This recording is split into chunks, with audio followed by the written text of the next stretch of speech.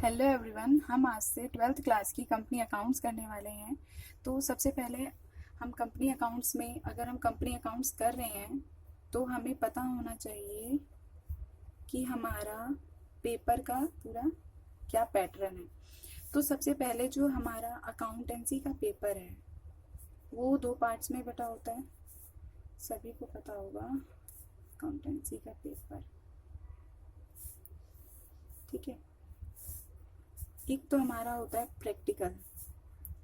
जो हमारा प्रैक्टिकल होता है वो 20 मार्क्स का होता है, जिसके अंदर हमें प्रोजेक्ट बनाना होता है, सबमिट करना होता है। और जो हमारा पेपर होता है अकाउंट्स का, रिमेनिंग पेपर आता है 100 मार्क्स का, अकाउंट्स का पेपर, ठीक है।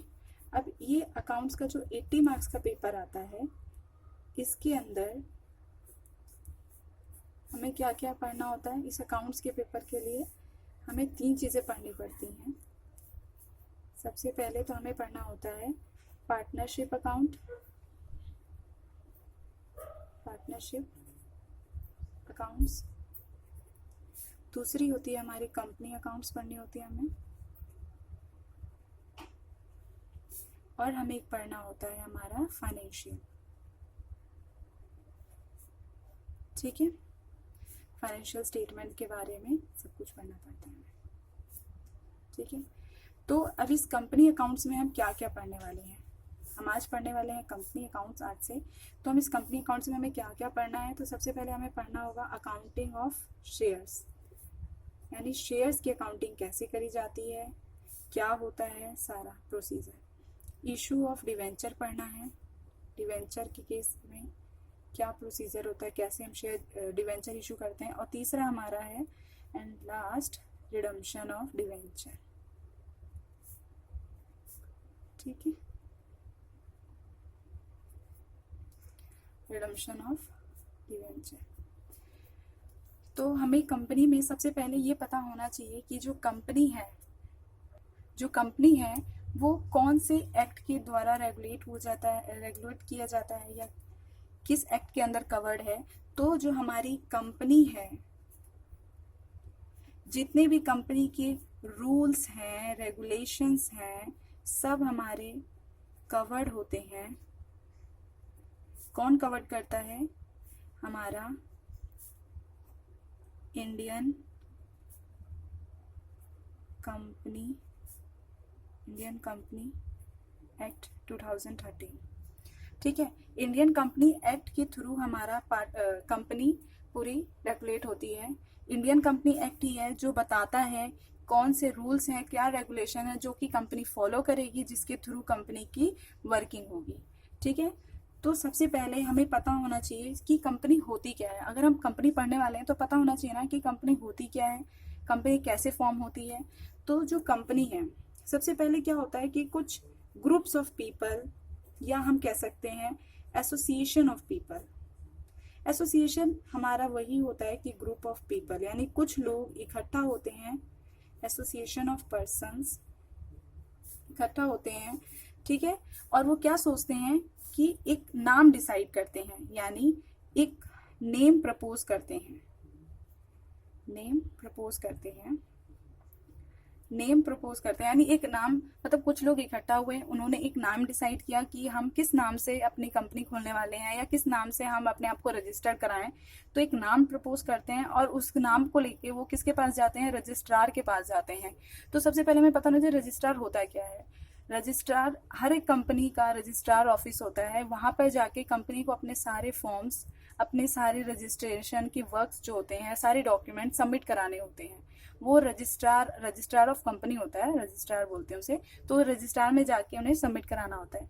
तो अगर किसी को अपने आप को कोई कंपनी रजिस्टर करानी है तो उसके लिए सबसे पहले उस पर्सन को, लोगों को एक नाम डिसाइड करना होगा। उस नाम को जाके उन्हें रजिस्ट्रार के पास, आरओसी के पास जाके रजिस्टर कराना होगा, ठीक है। वो लोग क्या जाते हैं? आरओसी के पास जाते हैं और खुद को करा लेते हैं रजिस्टर्ड, एक नाम के थ्रू रजिस्टर करवा लेते हैं। और उनके जितना भी वर्क डॉक्यूमेंट होता है तो वो रजिस्ट्रार के पास जाते हैं और इनका जितना भी वर्क होता है, जितना भी उनके डॉक्यूमेंट्स होते हैं, जो भी उन्हें सबमिट रजिस्ट्रार पास सबमिट कराने होते हैं, जैसे आप लोगों ने बिजनेस में पढ़ा होगा कि हमें मेमोरेंडम ऑफ एसोसिएशन बनाना होता है, आर्टिकल ऑफ एसोसिएशन बनाना होता है, बहुत सारे ऐसे फॉर्म्स होते हैं, लीगल वर्क्स होते हैं जो कि आरओसी के पास, रजिस्ट्रार ऑफ कंपनी के पास जाके इन्हें फुलफिल करना होता है। तो उसके लिए ये लोग अपने साथ साथ एक डायरेक्टर भी, प्रपोज डायरेक्टर रखते हैं। डायरेक्टर, ये प्रपोज डायरेक्टर होता है क्योंकि कंपनी तो बनी नहीं है, तो डायरेक्टर कहाँ से बन जाएगा, तो ये प्रपोज डायरेक्टर होता है जो कि सारी लीगल वर्क्स को फुलफिल करता है। जो भी लीगल वर्क्स होते हैं इनके, ठीक है, वो सारा फुलफिल करता है कहाँ पे, आरओसी के पास, ठीक है। अब तो कंपनी, ये जब आरओसी के पास जाते हैं, आरओसी के साथ सारा डॉक्यूमेंट्स फिल कर दिए, तो इसके थ्रू क्या बनती है हमारी, आरओसी क्या करता है, आरओसी ने क्या करा, कंपनीज एक्ट के अंदर, आरओसी ने क्या करा, कंपनीज एक्ट के अंदर क्या कर दी, कंपनी को फॉर्म कर दिया। यानी अब हमारी एक कंपनी बन गई। ये जो कंपनी है, कंपनी बन गई। अब ये जो कंपनी है ये क्रिएट हुई किसके द्वारा, अंडर लॉ। किसके अंदर क्रिएट हुई, लॉ के अंदर, created under company Indian companies act, यानी इंडियन कंपनीज एक्ट के अंदर ये रजिस्टर हुई, ठीक है। तो अब कंपनी एक्ट की डेफिनेशन कहती क्या है, हमने पढ़ा कंपनी एक्ट ऐसे फॉर्म हुई, तो इसी हिसाब से कंपनीज, जो कंपनीज एक्ट है वो कंपनी को क्या डिफाइन करता है, कंपनी को वो डिफाइन करता है कि कोई भी कंपनी जो कि फॉर्म्ड हुई अंडर किसमें, इंडियन कंपनीज एक्ट में, इंडियन कंपनीज एक्ट में, और any previous act. Previous act कौन सा हो सकता है हमारा, या तो कंपनी प्रीवियस एक्ट कोई भी, जैसे हमारा 2013 जो हमारा इंडियन कंपनीज एक्ट 2013 है, इससे पहले था हमारा इंडियन कंपनीज एक्ट 1956, ठीक है, उससे पहले कोई और रहा होगा। तो यानी इससे पहले किसी भी, या तो 2013 के अंदर रजिस्टर हुई हो, या 2013 से पहले किसी भी कंपनीज एक्ट के अंदर वो रजिस्टर हुई है, तो वो क्या कहलाएगी, कंपनी कहलाएगी, ठीक है। तो अब हमारी कंपनी तो फॉर्म हो गई, कंपनी तो बन गई, पूरा प्रोसीजर हमने पढ़ लिया कंपनी बनती कैसे। अब जो कंपनी है, अब वो फॉर्म हुई तो उसके पास कुछ उसके फीचर्स भी होते हैं, ठीक है। कंपनी बनाने का कुछ तो फायदा होना चाहिए ना, तो सबसे पहले हमें पता होना चाहिए जो कंपनी है वो एक है आर्टिफिशियल पर्सन। अब ये आर्टिफिशियल पर्सन होता क्या है, ठीक है। आर्टिफिशियल पर्सन वो होता है कि वो एज अ पर्सन हर चीज एक्ट कर सकता है, एज अ पर्सन वो हर चीज कर सकता है, यानी वो किसी भी कॉन्ट्रैक्ट में एंटर कर सकता है, कॉन्ट्रैक्ट में एंटर कर सकता है, कॉन्ट्रैक्ट्स में एंटर कर सकता है। दूसरा, वो अपने नाम पे बैंक अकाउंट ओपन करवा सकता है, ठीक है। उसे कोई थर्ड पार्टी उसे क्या कर सकती है, स्यू कर सकती है, समझ रहे हो, यानी उस पर केस कर सकती है, ठीक है।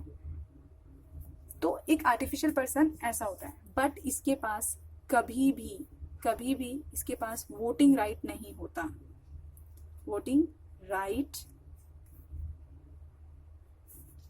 No voting right. बट ये आर्टिफिशियल पर्सन है, बट इसके पास वोटिंग राइट नहीं होता, यानी एक नॉर्मल पर्सन की तरह, जैसे हम एज ए नॉर्मल सिटीजन है, हम जाके वोटिंग कर सकते हैं, बट इसके पास वोटिंग राइट नहीं होता है, बट और सब चीजें ये कर सकता है, ठीक है। साथ ही साथ जो कंपनी के अंदर, ये जो कंपनी है ये स्टार्ट कैसे हुई, ऐसे थोड़ी स्टार्ट हो गई, इसके एसोसिएशन ऑफ पर्संस मिलके लोगों ने, एसोसिएशन ऑफ पर्संस कुछ लोगों ने मिलके इसे फॉर्म किया, तो वो तो हो गए प्रमोटर्स, यानी जिन लोगों ने इसे मिलके फॉर्म करते हैं वो प्रमोटर्स होते हैं, और जो इसके अंदर इन्वेस्ट करते हैं, मींस जो इसके अंदर इन्वेस्ट करते हैं वो होते हैं हमारे मेंबर्स, ठीक है। और इन्वेस्ट कैसे किया जाता है, थ्रू शेयर्स लगा के, और उनके शेयर्स, जो शेयर होल्डर होते हैं वही हमारे मेंबर्स होते हैं, जो पैसा इन्वेस्ट करता है वही मेंबर होता है। बट ऐसा नहीं है कि अगर कोई डिवेंचर खरीद रहा है या कोई सिक्योरिटीज खरीद रहा है तो वो मेंबर हो जाएगा, नहीं, जो शेयर इन्वेस्ट करता है वही मेंबर्स होता है। तो अब हम कंपनी के फीचर्स को देखते हैं कि क्या क्या कंपनी के फीचर हैं अगर ये कंपनी फॉर्म हुई है। तो सबसे पहले इसके पास एक सेपरेट लीगल एंटिटी होती है, यानी इसकी एक अपनी अलग पहचान है। मीन्स सेपरेट लीगल एंटिटी मतलब इसकी अपनी एक अलग पहचान है, ये अपने मेंबर्स के थ्रू नहीं जानी जाएगी, इसकी अपने मेंबर से हटके कुछ अलग आइडेंटिटी है। जैसे हर पर्सन की एक अलग आइडेंटिटी होती है, उसी तरीके से कंपनी की सेपरेट लीगल आइडेंटिटी होती है। मतलब मेंबर्स एंड कंपनी ये दोनों एक दूसरे से नहीं पहचाने जाएंगे, ठीक है। दूसरा, हमने इसकी लिमिटेड लायबिलिटी होती है, लिमिटेड लायबिलिटी होती है। अब ऐसा नहीं है कि सभी में, अब लिमिटेड लायबिलिटी भी फर्दर 3 तरीके से क्लासिफाइड है, ठीक है। अगर ये कंपनी लिमिटेड बाय शेयर्स है, अगर कंपनी लिमिटेड बाय शेयर्स है तो इसकी लायबिलिटी सिर्फ कब तक रहेगी, जब तक इसे शेयर मनी पे करनी होगी, यानी जहां तक इसके शेयर कॉल्स होंगी, शेयर मनी होगी, वहां तक इसकी लायबिलिटी है। अगर ये लिमिटेड बाय गारंटी है, गारंटी है तो जहां तक इसने गारंटी दे रखी होगी, यानी जो भी इन्होंने गारंटी अमाउंट होगा इनका, वहां तक इनकी लायबिलिटी होगी, ठीक है। और एक होता है अनलिमिटेड, ठीक है। अनलिमिटेड कंपनी जो होती है उस केस में, सिर्फ उसी केस में इनकी लायबिलिटीज अनलिमिटेड होती हैं, ठीक है। और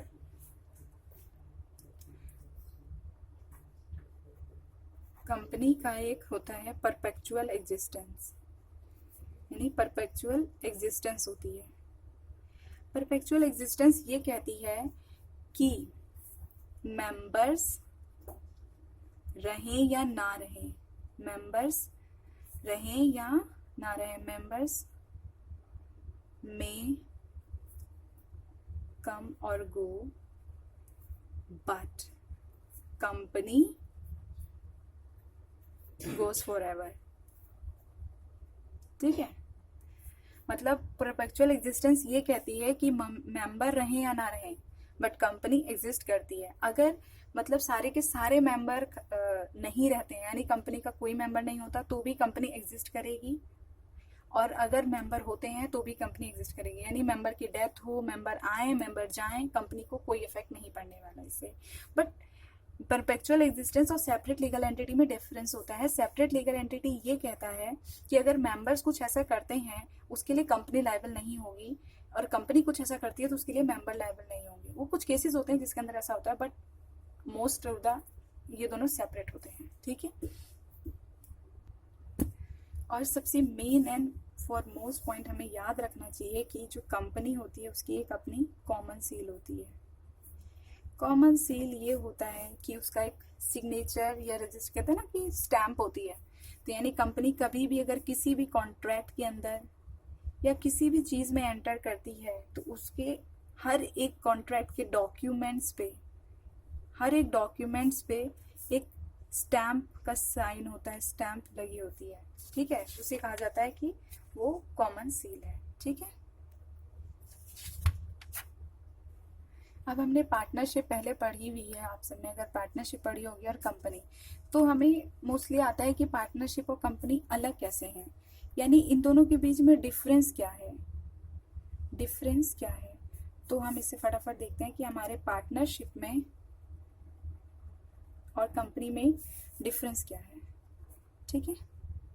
तो जो सबसे पहले इसकी फॉर्मेशन से देखते हैं, जो फॉर्मेशन से कि जो पार्टनरशिप की फॉर्मेशन है वो कैसे होती है। तो पार्टनरशिप की फॉर्मेशन हमने पढ़ी होगी 2 तरीके से होती है।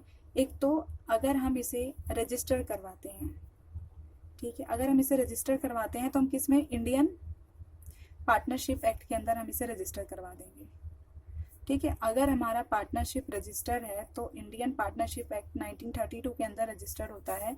और अगर ये हम इसे रजिस्टर नहीं कराते हैं तो हम इसको किसके अंडर करते हैं, हमारी अपनी म्यूचुअल अंडरस्टैंडिंग होती है, म्यूचुअल एग्रीमेंट होता है हमारा, ठीक है। म्यूचुअल एग्रीमेंट से हम इसे करते हैं, जिसके अंदर हम पार्टनरशिप डीड वीड बनाते हैं और इसे कंटिन्यू करते हैं, ठीक है।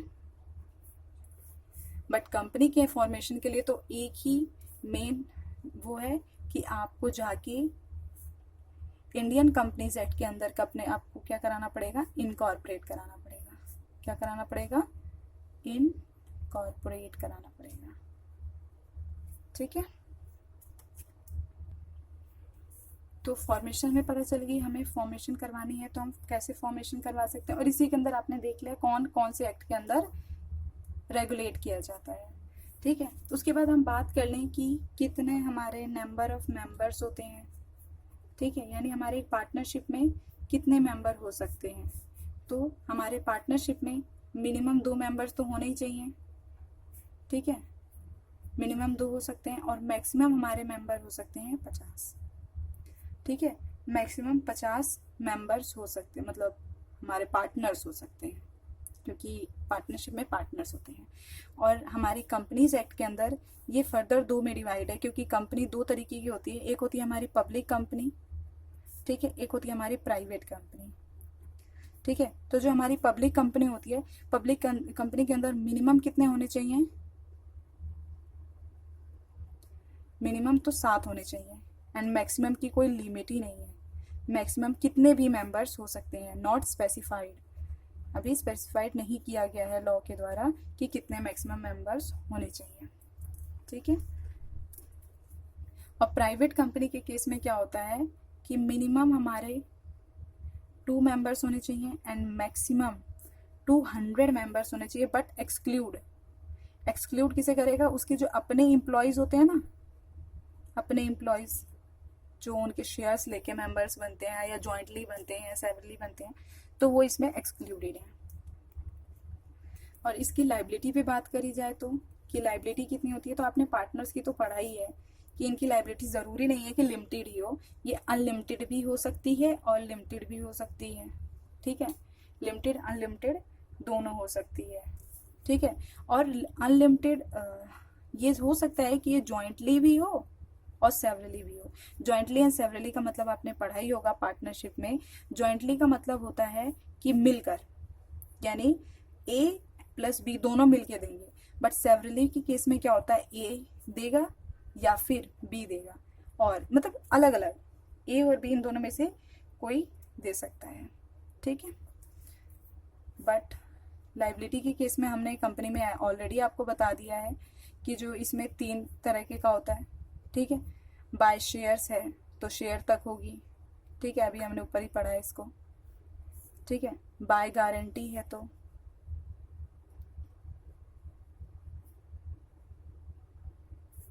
और बाय अनलिमिटेड है तो। ठीक है, ये शेयर्स तक होगी, ये जितनी गारंटी दी है वहां तक। अनलिमिटेड के केस में अनलिमिटेड है, आपको अपने घर से भी पैसा लाना पड़ सकता है। डिस्ट्रीब्यूशन ऑफ प्रॉफिट देखते हैं। हमने इसमें बताया था प्रॉफिट 2 तरीके से होगा। 2 तरीके से कैसे, अगर आपने खुद को रजिस्टर्ड करा रखा है तो जैसा डीड लिखा होगा, जैसा पार्टनरशिप डीड में होगा वैसा ही आपको करना होगा, वरना उतना ही प्रॉफिट मिलेगा आपको। बट अगर in the absence of partnership deed क्या होता है कि आपको एक प्रोविजन प्रोवाइड है जिसके अंदर आपको लिखा क्या होता है कि इक्वली शेयर करेंगे। ठीक है, बट इसके अंदर जो डिस्ट्रीब्यूशन होता है, यानी ये डिस्ट्रीब्यूशन प्रॉफिट का होता है। प्रॉफिट क्या होता है, प्रॉफिट होता है कंपनी के अंदर in the form of dividend. Profit नहीं दिया जाता, डिविडेंड दिया जाता है। डिविडेंड क्या होता है, इनका शेयर ऑफ प्रॉफिट। ठीक है, शेयर ऑफ प्रॉफिट को ही कहा जाता है डिविडेंड। ठीक, तो जो डिविडेंड वो प्रोवाइड किया जाता है एओए के अंदर, यानी हमारे आर्टिकल ऑफ एसोसिएशन के अंदर जितना लिखा होता है उसके अकॉर्डिंग प्रोवाइड किया जाता है, या फिर जो हमारा बोर्ड ऑफ डायरेक्टर डिसाइड करती है, बोर्ड ऑफ डायरेक्टर जो डिसाइड करती है उसके अकॉर्डिंग दिया जाता है। ठीक है, ठीक है, तो हमने कंपनी भी के बारे में भी पढ़ लिया, कंपनी और पार्टनरशिप में क्या डिफरेंस है वो भी पढ़ लिया। अब मेनली हम देखते हैं टाइप्स ऑफ कंपनी, यानी हमारे कितनी टाइप्स की कंपनीज होती हैं। तो कंपनी तो वैसे कई टाइप की होती हैं, बट ऐसा नहीं है, कंपनी तो कई टाइप्स की होती हैं। तो हमारी सबसे पहले क्या होता है कि एक हमारी ओपीसी होती है, सॉरी 1% कंपनी होती है, उसी को हम ओपीसी कहते हैं, 1% कंपनी। ठीक है, ओपीसी, ठीक है। और एक होती है हमारी पब्लिक कंपनी, सभी ने सुना होगा पब्लिक कंपनी का नाम, और प्राइवेट कंपनी, ठीक है। वैसे हमारी और एक फॉरेन कंपनी भी होती है, स्मॉल कंपनी भी होती है, ठीक है, गवर्नमेंट कंपनी भी होती है, नॉन गवर्नमेंट कंपनी भी होती है, बट मोस्टली अभी हमें इस स्टेज पे हमें यही 3 पढ़ना है, ठीक है। तो अब ओपीसी क्या होती है, यानी 1% कंपनी क्या होती है। तो सबसे पहले हमें पता होना चाहिए ओपीसी कभी भी चैरिटेबल पर्पस के लिए नहीं चलती, यानी आप ऐसा नहीं कह सकते कि मैंने ओपीसी खोली वो भी चैरिटेबल पर्पस के लिए, और ना ही आप नॉन बैंकिंग फाइनेंशियल एक्टिविटी के लिए नहीं खोल सकते कभी भी। यानी अगर आपको कभी भी ओपीसी खोलनी है तो इन दोनों चीज़ों में तो आप एक्ट ही नहीं करेंगे, ठीक है। अब ओपीसी खोलने के फायदे क्या हैं या उसके क्या क्या चीज़ें हमें ध्यान रखनी होती है। तो सबसे पहले जो ओपीसी खोलेगा उसके अंदर ओनली 1 पर्सन होगा जो कि उनका मेंबर होगा। अब ये जो 1 पर्सन है ये हमारा नेचुरल रेसिडेंशियल होना चाहिए।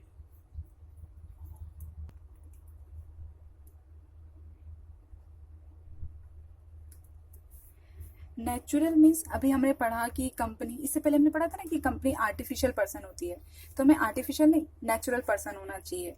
और रेसिडेंट कौन होता है, जो सिटीजन ऑफ इंडिया हो, सिटीजन ऑफ इंडिया, इंडिया का सिटीजन हो, वो नेचुरल पर्सन माना जाता है, वही कंपनी को फॉर्म कर सकते हैं और कोई नहीं, ठीक है। और साथ ही साथ लॉ के द्वारा एक क्राइटेरिया बताया गया है कि जो ओपीसी है उसका paid up capital, paid up समझते हैं, पेड अप कैपिटल हम आपको अभी आगे बताएंगे जब पूरा शेयर कैपिटल के बारे में बताएंगे। तो पेड अप शेयर कैपिटल कितनी होनी चाहिए, नॉट मोर देन, यानी लेस देन 50 लाख होनी चाहिए, यानी 50 लाख से ज़्यादा नहीं। अगर आपने 50 लाख से आपकी मोर हुई तो आप एक प्राइवेट कंपनी में खुद को कन्वर्ट कराएंगे, ठीक है। किसमें कराएंगे, प्राइवेट कंपनी में कन्वर्ट कराएंगे खुद को, अगर आपकी 50 लाख से ज़्यादा हो जाती है तो, ठीक है। और साथ ही साथ थर्ड पॉइंट क्या कहता है कि इसका एक डायरेक्टर होना चाहिए, मिनिमम एक डायरेक्टर, ठीक है। और मैक्सिमम आप 15 रख सकते हैं, 15 डायरेक्टर, ठीक है। ये तो होती है हमारी पब्लिक ओपीसी, मतलब 1% कंपनी। अब प्राइवेट कंपनी क्या होती है, फटाफट करते हैं, ठीक है। ये जो प्राइवेट कंपनी है, सबसे पहले एक प्राइवेट कंपनी को हमेशा अपनी कंपनी के नाम के पीछे पीवीटी एलटीडी लगाना पड़ेगा। आपने सुना होगा ना पीवीटी एलटीडी, अक्सर प्राइवेट कंपनी, अक्सर क्या, हमेशा ही प्राइवेट कंपनी के पीछे पीवीटी एलटीडी लगा होता है, ठीक है। अब इसका क्या है, सबसे पहले हमने इसमें पढ़ा कि जो हमारे मिनिमम हमारे कितने मेंबर्स होने चाहिए, मिनिमम 2 मेंबर्स तो होने ही चाहिए, और मैक्सिमम हमने बता ही दिया कि 200 मेंबर्स होने चाहिए। तो मेंबर्स से रिलेटेड हमने बात कर ली है, ठीक है। और इसका मेन क्या होता है कि इसके ऊपर एक रिस्ट्रिक्शंस होती हैं। रिस्ट्रिक्शन क्या होती है, रिस्ट्रिक्शन होती है ऑन ट्रांसफर ऑफ शेयर्स, यानी आप शेयर को ट्रांसफर नहीं कर सकते, ट्रांसफर ऑफ शेयर्स, ठीक है। यानी एक कभी भी प्राइवेट कंपनी का जो भी मेंबर होता है वो कभी भी ट्रांसफर ऑफ शेयर्स नहीं कर सकता, का रिस्ट्रिक्शंस होती हैं उनकी, ठीक है। और साथ ही साथ ये कभी भी पब्लिक इशू नहीं करते। अब ये पब्लिक इशू क्या होता है, पब्लिक मीन्स क्या, लोग, यानी कभी भी ये डायरेक्टली पब्लिक को, यानी पब्लिक यानी जो भी लोग हैं उनको कभी भी डायरेक्ट इशू नहीं करती। जैसे हम अभी अकाउंटिंग ऑफ शेयर्स पढ़ने वाले हैं तो हम बताएंगे कि कंपनी शेयर इशू कर रही है, तो एक प्राइवेट कंपनी कभी भी पब्लिक इशू नहीं करती, नो पब्लिक इशू कभी भी नहीं करती है। प्राइवेट प्लेसमेंट्स कर सकती है, ठीक है, पर पब्लिक इशू नहीं कर सकती। और साथ ही साथ इसकी जो पेड अप कैपिटल है, इसकी जो पेड अप कैपिटल है ये मिनिमम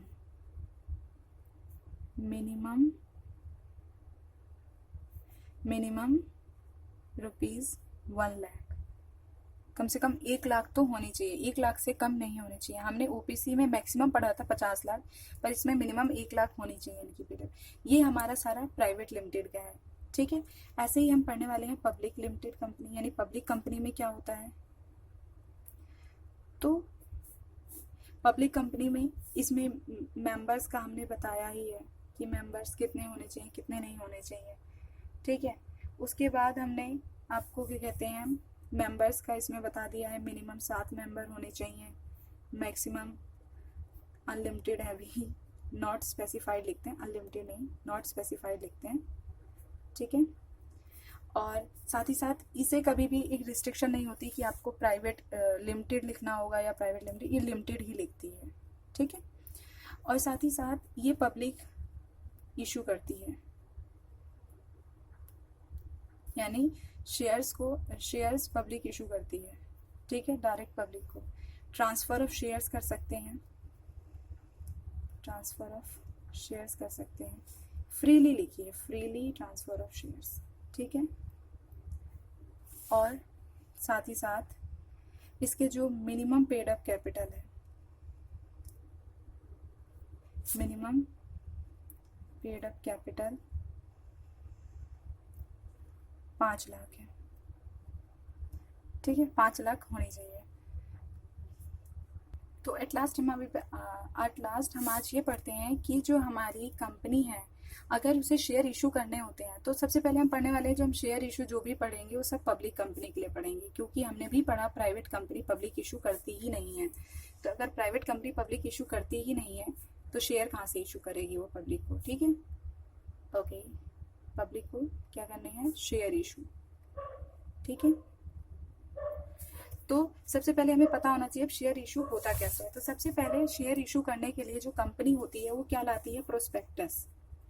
जो प्रोस्पेक्टस होता है वो एक ऐसा डॉक्यूमेंट होता है जिसके अंदर वो सारी डिटेल्स लिखी होती हैं, जिसके अंदर सारी डिटेल्स लिखी होती हैं, यानी इनकी टर्म्स एंड कंडीशंस क्या हैं, टर्म्स एंड कंडीशंस क्या हैं, ठीक है।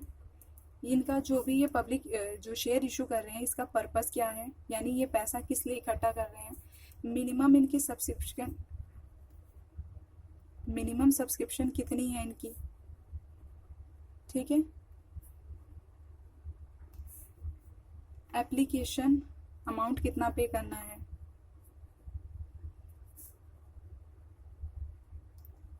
इतना एप्लीकेशन अमाउंट पे करना है, मोड ऑफ पेमेंट क्या है इनका,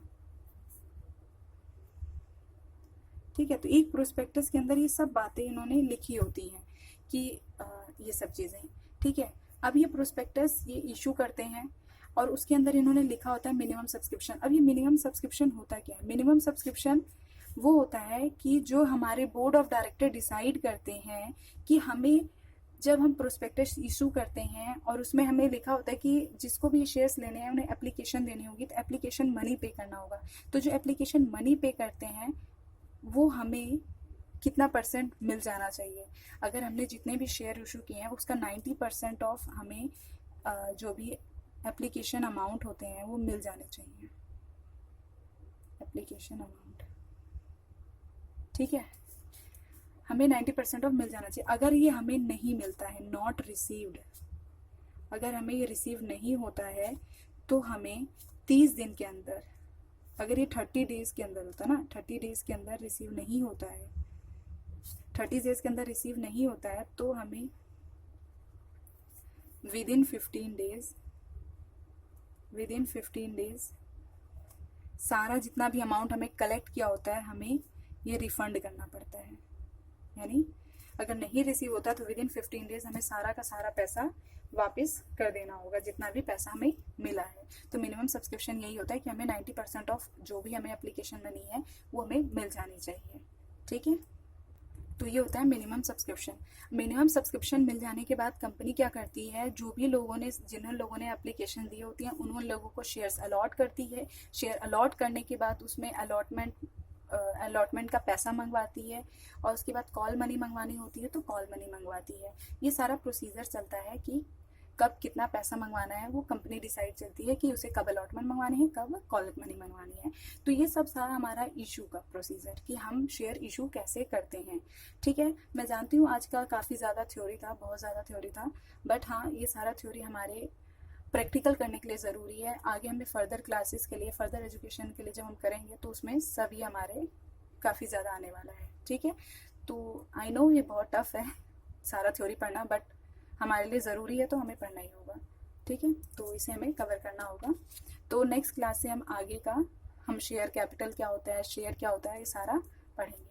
ठीक है, थैंक यू।